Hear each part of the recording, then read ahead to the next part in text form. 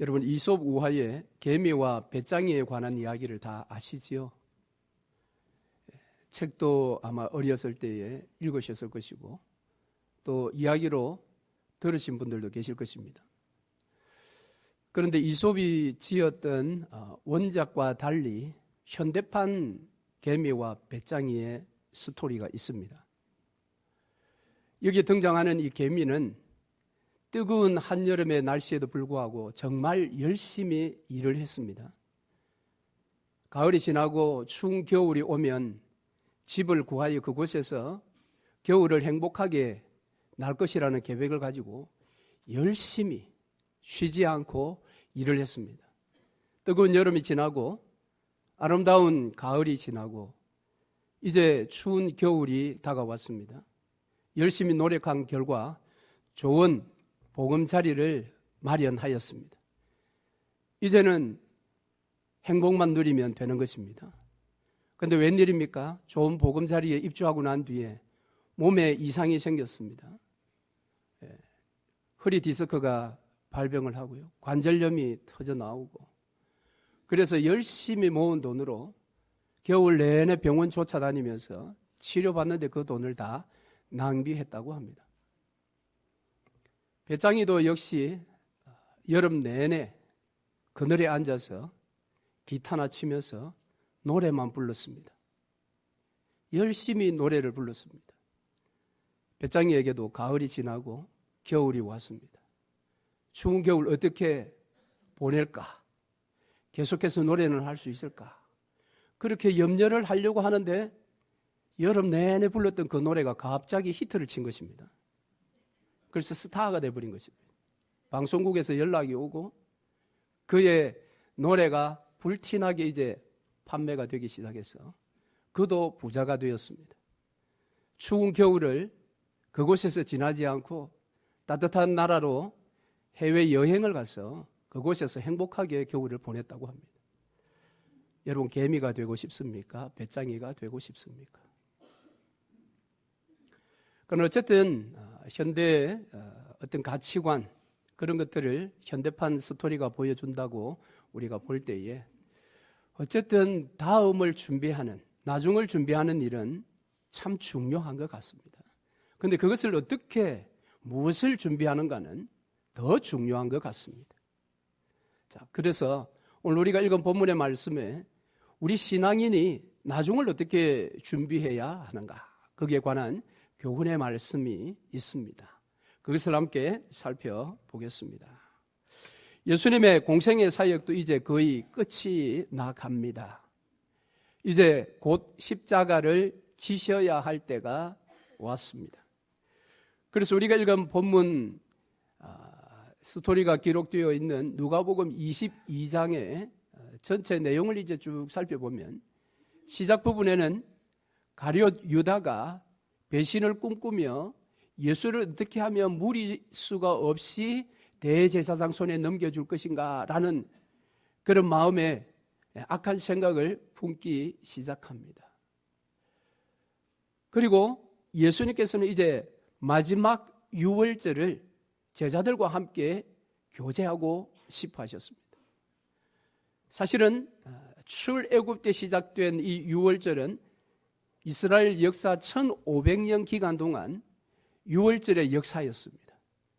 그런데 이제 유월절의 그 주인공 어린 양 되신 예수께서 오셔서 실제 어린 양이 죽었던 그 죽음을 예수께서 대신 죽으심으로 이제 1500년의 유월절을 끝을 내고 새로운 예식, 즉 그것은 성만찬입니다. 그 예식을 행함으로 이제 1500년의 제사장 나라를 문을 닫고 하나님 나라를 이제 개설하려고 하십니다. 그래서 제자들에게 내가 이 고난을 받기 전에 너희들과 함께 식사하기를 원한다라고 하며 본문의 말씀을 살펴보면 특이한 방법을 통해서 마가의 다락방에 제자들과 함께 모여 앉았습니다. 뭔가 제자들이 느끼기에 분위기가 조금 묘하게 돌아가는 것 같습니다. 그런데 예수께서 말씀하시기를 이 성만찬을 하신 이후에 바로 베드로가 예수를 부인할 것이다. 그것도 3번 부인할 것이다 라고 말씀을 하십니다. 예수의 살과 예수의 피를 기념하는 그런 예식도 뭔가 좀 어색한데 지금까지 다 짐승을 가지고 했었던 1500년의 세월이 있었는데 갑자기 예수님의 몸과 예수님의 피를 가지고 기념하는 그런 어떤 성찬의 예식을 갖는다. 이것은 그들에게 굉장히 의아한 또 생소한 그런 부분이었는데요. 예수께서 베드로가 부인할 것이라는 이야기를 하십니다. 제자들 모두가 놀라지 않았겠어요? 베드로뿐만 아니라 다른 제자들 다 놀랐을 것입니다. 왜 이런 말씀을 하시는가? 그런데 이어서 하시는 말씀이 이전과 다른 말씀을 하시더라는 겁니다. 그것은 바로 너희가 전대와 배낭을 이제 준비해라. 겉옷을 팔아서라도 검을 준비해라. 그런 이야기였습니다. 사실 예수님은 일찍이 제자들을 세상에 전파하실 때에 이와 정반대되는 말씀을 하셨습니다. 그것에 대하여 누가복음 9장에 먼저 12제자를 파송할 때에 예수께서 소지품을 챙기지 마라. 그렇게 명령하신 것을 기억합니다. 그리고 누가복음 10장에 가면 70인의 무리를 파송하실 때는 너희가 아무것도 가지지 마라. 그렇게까지 명을 하셨던 분이십니다. 그런데 오늘은 달리 이야기하는 것입니다. 실제 예수께서 이 12제자와 70인의 전도대를 파송했을 때에 예수님에 대한 세상의 반응은 놀라웠습니다. 유대 백성들은 신구약 중간기에 약 400년의 암흑기라고 하는 그 기간 동안 계속해서 메시아를 기다렸습니다. 유대 나라를 다시 다윗의 나라와 같이 새롭게 할 그 메시아를 기다리고 기다렸습니다. 그 세월이 400년이라는 세월이 지났습니다. 그 400년의 세월 동안은 선지자도 나타나지 않았습니다. 하나님은 그들을 보내지 않았습니다. 그래서 암흑기였습니다. 그런데 400년 마치고 세례 요한이 등장하면서 복음의 소식이 들리기 시작했습니다. 그런데 그 세례 요한에게 세례를 받았던 한 청년, 그가 전하는 복음은 그들이 기다린 메시아가 전하는 복음과 동일했다고 그들은 느꼈습니다. 그가 바로 청년 예수였습니다. 청년 예수가 가르치는 그 교훈의 가르침도 놀라웠을 뿐만 아니라 그는 오병이어라는 놀라운 기적을 일으켰습니다. 이 기적의 어떤 그런 중요성이 얼마나 큰지 사복음서에 다 기록되어 있습니다. 오병이어의 사건은요. 그리고 얼마 지나지 않아서 칠병이어라는 또 놀라운 양식의 기적을 이 청년 예수가 일으켰습니다. 유대 사회가 난리가 났겠지요. 백성들이 예수를 따라다니기 시작했습니다. 무리지었습니다. 뿐만 아니라 예수께서 이제 십자가를 지시기 마지막 한 주간을 보내시기 위해서 예루살렘 성에 입성하실 때에 그 시민들이 뛰쳐나와서 나귀를 타고 입성하시는 예수의 그 길 위에 자신들의 겉옷을 벗어서 깔아주며 호산나 호산나라고 외쳤습니다. 호산나의 뜻이 무엇입니까? 우리를 구원하소서, 우리를 구원하소서라는 외침입니다. 세상의 반응이 이렇습니다. 이 정도였으니 그 청년 예수의 제자들이다. 그의 일꾼들이다. 그 사람들은 가는 곳곳마다 환대를 받았습니다. 극진한 대접을 받은 것입니다. 그것이 오늘 본문에서도 다시 한번 확인되어집니다. 35절 말씀해 보니까 내가 너희를 전대와 배낭과 신발도 없이 보내었을 때에 부족한 것이 있더냐? 그렇게 물었습니다. 그랬더니 제자들이 무엇이라고 했습니까? 없었나이다. 이 없었나이다라는 말은 굉장히 무미건조한 것처럼 보이지만 이 제자들이 이 이야기를 할 때는 지금까지 자기들이 복음을 위해서 전도 여행을 했을 때에 받았던 그 환대가 다시 기억나면서 마음에 막 감동이 일어났을 것입니다. 맞습니다. 예수님, 우리가 예수님 말씀대로 아무것도 가지지 않고 오직 복음만 가지고 나갔는데도 전혀 부족함이 없었습니다. 아니, 넘쳤습니다. 그들은 그 받은 은혜로 오늘 여기 없었나이다 그랬습니다. 그런데 예수께서 이어 말씀하시기를 이제는 36절 말씀에 여러분 보시면 이르시되 이제는 전대 있는 자는 가질 것이요 배낭도 그리하고 검 없는 자는 겉옷을 팔아 살지어다. 이제 여기 이제는 이라는 말을 조금 더 자세하게 하면 하지만 이제는 이라는 말입니다. 하지만 이제는. 아니 예수님이 왜 이제는이라고 다른 말씀을 하시는가? 이전에는 가지지 말라라고 했는데 지금은 가져라. 심지어 너희가 가지고 있는 겉옷을 팔아서라도 검을 가져라 그렇게 이야기합니다. 이 겉옷은 유대인들에게 있어서 우리처럼 몇 벌의 옷 중에 하나 그런 옷이 아닙니다. 이것은 그 땅에서 살아가는데 필수품입니다. 이것은 때로는 햇빛의 따가움을 감춰주기도 하고 저녁에 찬 냉기를 막아주는 그런 도구입니다. 꼭 필요한 생필품입니다.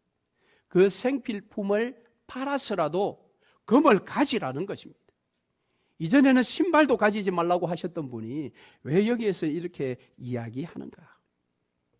그것은 예수께서 지금까지와의 다른 반응이 사람들로부터 올 것이다 라는 것을 예견하셨기 때문입니다. 그래서 마태복음 27장 21절 이하의 말씀에 보면 정말 그렇지 않습니까? 예수가 체포되었을 때에 예수냐 바라바냐 누구를 놓아주랴 라는 질문 앞에 백성들 모두는 바라바입니다 라고 외쳤습니다. 며칠 전만 해도 호산나 호산나 반응을 보였던 그들이 이제는 예수를 십자가에 못 박으소서 못 박으소서 그렇게 외쳤던 것입니다. 세상의 반응이 완전히 달라졌습니다. 왜 이렇게 달라졌습니까? 무엇 때문에 달라졌습니까?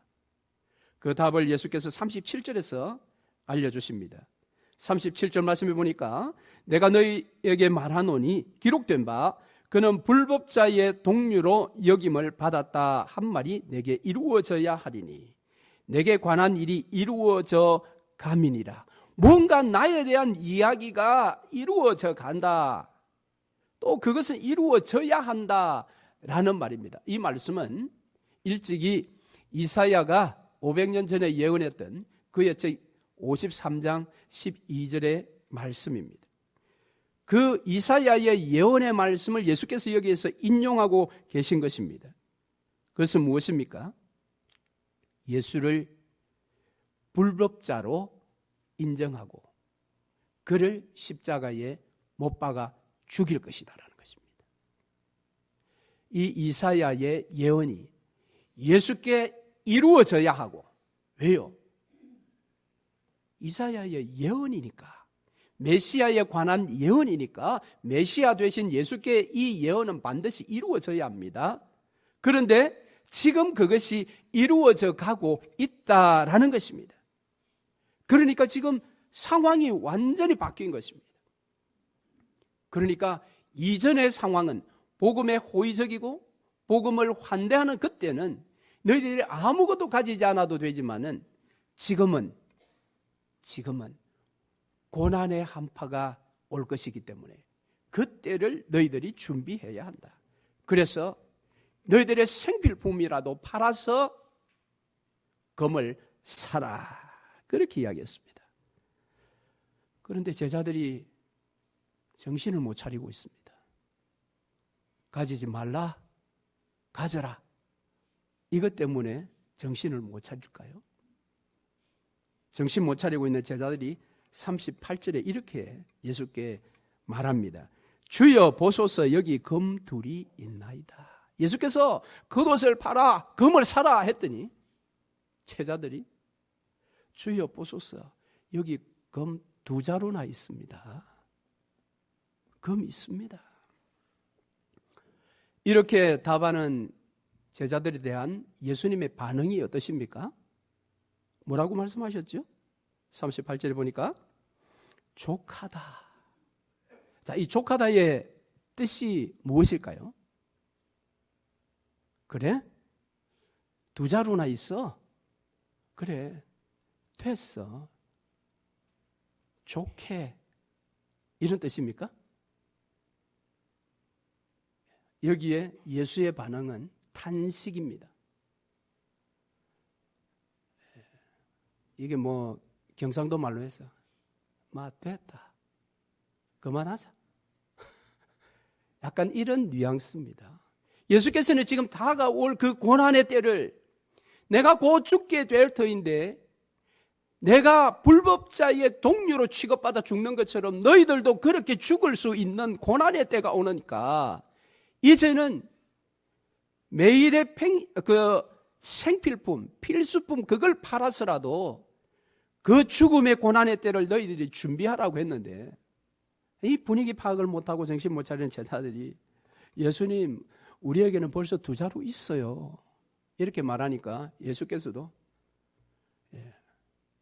기가 차서 그래 됐다 야 그만하자 이것입니다. 여러분 이렇게 다가올 때를 제대로 준비하지 못하고 그 깊은 의미를 깨닫지 못했던 이 제자들의 모습, 처절한 모습이 어떻게 나타납니까? 그것은 바로 오늘 본문 뒤에 딱 하나의 사건이 나타납니다. 자, 족하다라고 탄식하신 예수께서 제자들을 데리시고 감람산에 가셔서 마지막 필사적인 기도를 하십니다. 오늘 본문 뒤에 있는 44절 말씀해 보니까 땀이 땅에 떨어지는 핏방울같이 되더라. 이렇게 간절히 기도하셨습니다. 그런데 그 기도하러 가시면서 제자들에게 너희는 여기서 기도해라. 나는 저기 앞자리에 가서 하겠다고 하시고 거기에서 이렇게 간절히 기도했으나 기도를 마치시고 돌아와 보니까 제자들이 다 자고 있더라는 것입니다. 여러분 이것입니다. 다가올 고난에 대하여 제대로 준비하지 못한 이 제자들은 깊은 영적인 잠에 떨어지고 말았습니다. 이것은 큰 낭패를 가져올 조짐입니다. 그것은 곧 누가복음 22장 그 뒤에 예수께서 잡히신 이후의 사건을 기록하고 있는 47절 이하의 말씀, 그리고 특별히 60절 말씀에 보면 너도 갈릴리 사람이 맞지라고 이야기하는 그 하인 앞에서 베드로가 60절에 뭐라고 이야기를 합니까? 베드로가 이르되 이 사람아 나는 네가 하는 말을 알지 못하노라. 예수를 부인하고 있습니다. 그것입니다, 여러분. 다가올 고난의 때 겉옷을 팔아 금을 사지 못한 자는 이처럼 영적인 깊은 잠에 빠져들 뿐만 아니라 예수를 부인하게 되는 엄청난 사건 속에 휘말려 들게 되는 것입니다. 그렇다면 오늘 우리는 어떻게 해야 합니까? 우리는 예수께서 겉옷을 팔아 금을 사라고 하시는 이 교훈 앞에 우리는 어떻게 해야 합니까? 우리가 살아가는 지금의 때는 어떤 때입니까? 처음에 제자들이 나아갔을 때 70인의 전도대가 나아갔을 때에 복음을 환대하던 그런 시대를 우리가 살아가고 있습니까? 아니면 예수를 불법자로 인정하고 십자가에 못 박았던 그런 고난의 때와 같은 때를 우리도 살아가고 있습니까? 지금은 후자의 시대 아니겠습니까? 한국 교회가 부흥하고 성장할 때에 그저 십자가만 내걸면 모든 교회가 다 성장했다고 합니다. 그리고 예수 믿는다고 하면 나름 인정을 하던 시대도 있었습니다. 지금 시대는 어떻습니까? 교회는 마이너스 성장 시대를 맞이했습니다. 세상 사람들로부터 예수 믿는다고 하면 오히려 점수 더 깎입니다. 안 믿는 사람들보다 더 욕심 많고 더 비겁하고 더 거짓말 잘하고. 그래서 베드로가 무엇이라고 합니까? 사단이 우는 사자와 같이 삼킬 자를 찾아 두루 다닌다고 했는데 그 삼킬 자가 바로 저와 여러분입니다. 지금 시대는 정말 고난의 시대입니다. 그러므로 우리도 이 교훈 앞에 서 있는 자들입니다. 그러면 여러분, 겉옷을 팔아 금을 산다고 할 때에 여러분이 가지고 있는 겉옷이 무엇인지를 생각해 보십시오. 여러분의 삶에 가장 욕이 나다고 생각하고 포기하지 못하는 것이 무엇인지를 한번 생각해 보십시오. 주님은 그것을 팔라고 합니다. 여러분이 지금 가지고 있는 그 겉옷을 더 좋은 겉옷으로 바꾸기 위해서 노력할 것이 아니라고 합니다. 여분의 겉옷을 하나 더 만들기 위해서 불철주야 그렇게 삶에 지쳐가며 정신 못 차리며 사는 것을 멈추라고 합니다. 그것을 오히려 팔라고 합니다. 왜요? 고난의 때니까. 고난의 때니까. 그리고 금을 사라고 합니다. 그 금이 무엇입니까? 사야 할 금이 무엇입니까? 가져야 할 금이 무엇입니까? 이 제자들에게는 두 자루 금이 있었습니다.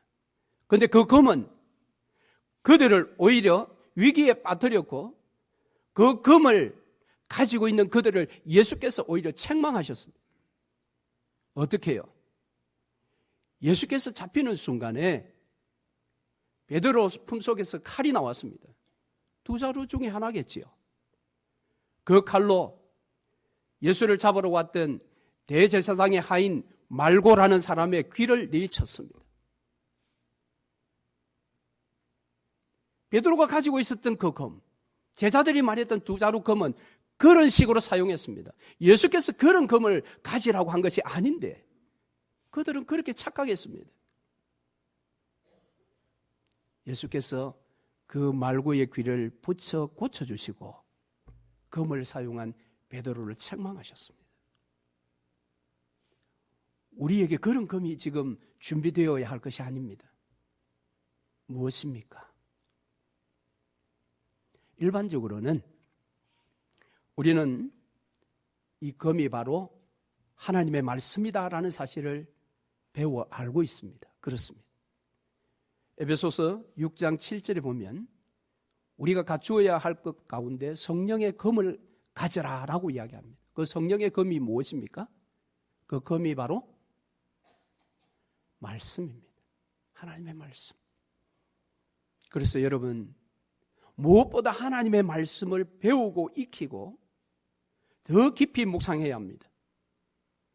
통성경을 통해 지금 매일매일 약 3장씩 16분, 17분, 18분 정도의 시간을 들여서 각 구역에서 지금 열심히 성경을 읽고 있을 것입니다. 여러분, 그런데